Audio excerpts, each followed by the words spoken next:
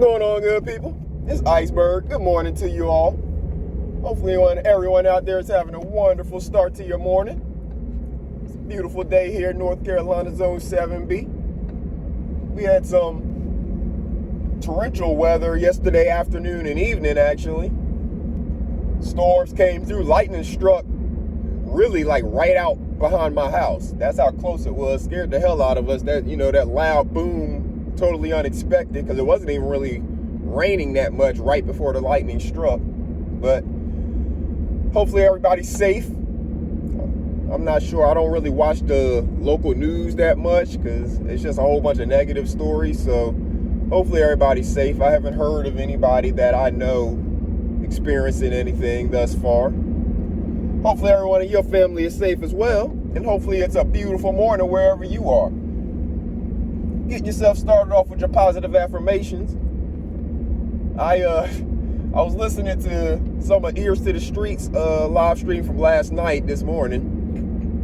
One that he talks about data teacher moments, and I was listening to the beginning of it after he got past his intro. And once he got into his first story, had me laughing. Go over there and check out the story. It's the first story that he covers. He's talking about, he shows the video of this man who's basically robbing this store. And then the owners or people running the store put him in a wrist lock, a pressure point wrist lock, and start whooping his ass with a broom handle or a mop handle. It had me laughing because he deserved that ass whooping. He bought the ticket, they gave him the ride. He deserved that ass whooping, and I don't think they did anything illegal. He was trying to rob their private establishment. He damn sure did something illegal. He's lucky they let him walk away and the cops didn't come and get him. But go check that out. It's, like I said, it's his live stream. The title is one of his That'll Teach Him ones, because he does those That'll Teach Him moments. So it's the last one he did. And one of the other stories on the thumbnail is about the riverboat brawl. You see the dude swimming on the thumbnail. So go check that out. It was a good laugh for me this morning. Laughter is something that I enjoy. Comedy is one of my favorite genres to watch on, if I'm gonna watch a TV show or a movie or anything like that. Comedy is one of my favorite genres. Yeah, I may have kind of like a hard outer shell or, whatever, and I'm kind of no nonsense. But whenever I'm being entertained, I like to laugh. I think laughter is healing. While stress is toxic and causes disease, in my opinion, I believe laughter is a healing way for us to heal ourselves. Absolutely. And of course, hopefully everybody knows and understands that music is definitely a healer. Music is one of those healers that doesn't even have language to it. Yes, I understand when some people make songs, their lyrics are in a specific language. Sometimes it's easy to translate, sometimes it's not. But music all over is a healing form of medicine for us across the world. I believe our ability as humans to understand melodies and beats and feel those rhythms and stuff like that is something that is meant to bring us all together. You hear the OJ say it, and they say it in the song, I Love Music. So we should look at things like that. Look at what we can do to bring us together. That's why I love watching Toothless Tiger. Because Toothless Tiger, she sings on her streams. She don't care what y'all think about whether or not she can sing or not. She says herself she does not believe she can sing. But what she does is she sings with joy in her heart and spirit for the blessed life that she is living. Sister T, she sings. She don't care about what y'all think about her voice. She sings with joy in her heart and spirit. Because music is a healer. And people who have music in their soul and in their spirit are people who are living a healthy life. If your life is only consumed with words, and that's all it is, words and maybe TV programming, then you're probably not living as healthy of a life as you may be able to. But when you get some music in your spirit, it connects you with other people. Because there's a whole lot of other people who maybe love that same song or get that same feeling when that song plays. It's something that can connect you with a bunch of other people, even the artist potentially who made the song. You know, it depends if they wrote the song or if they just performed the song. It connects you with people. It's a healing thing. So think about it. Think about ways that you can connect with people and heal yourself, heal other people. Music has been used throughout my entire life to explain things. I remember going all the way back to when my grandmother died. My father has always had music in my life. You know, I'm sure I was hearing it in the womb because it goes back. I was playing records at like 5 years old, you know, putting records on the record player and playing them myself at like 5, 6 years old. But yeah, so music was, you know, used to explain my grandmother passing away, and, you know, to kind of soften the blow in terms of getting me to understand, because I understand the songs, I understand the lyrics of the songs and the story that's being, you know, portrayed, basically. I've understood them from a young age, so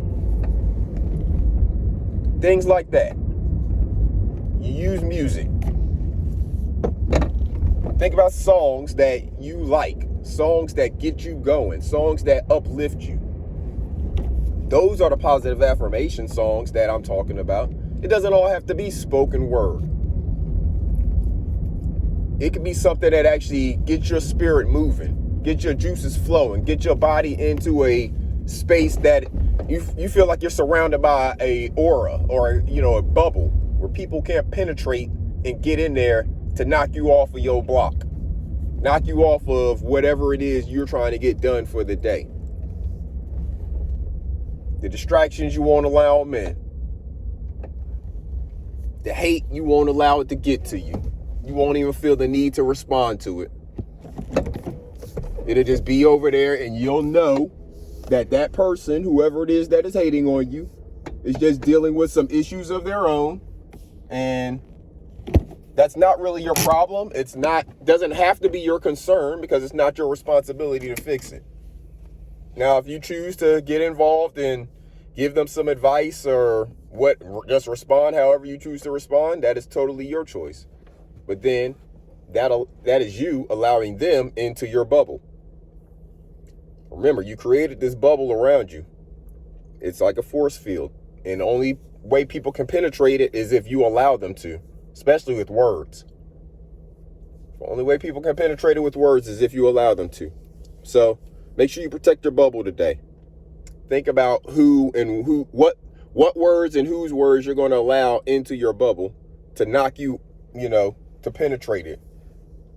To turn it from one just big connected bubble into a whole bunch of little bubbles around you. And then, as the bubbles get smaller, there's more holes for people to get through. So why don't you keep your bubble contained? One big bubble around you. That's your aura to protect you. You're protecting your mind. That's what you're doing. Make sure the babies understand it. Make sure they understand they got to protect their mind. They're getting ready to go back to school. There's a lot of challenges in school. Some kids don't want to go back for a lot of reasons. Maybe they dealt with a bully last year. They know they're getting ready to be right back into class with that person. They didn't tell you about it because whatever. But they are dealing with it and they're thinking about it.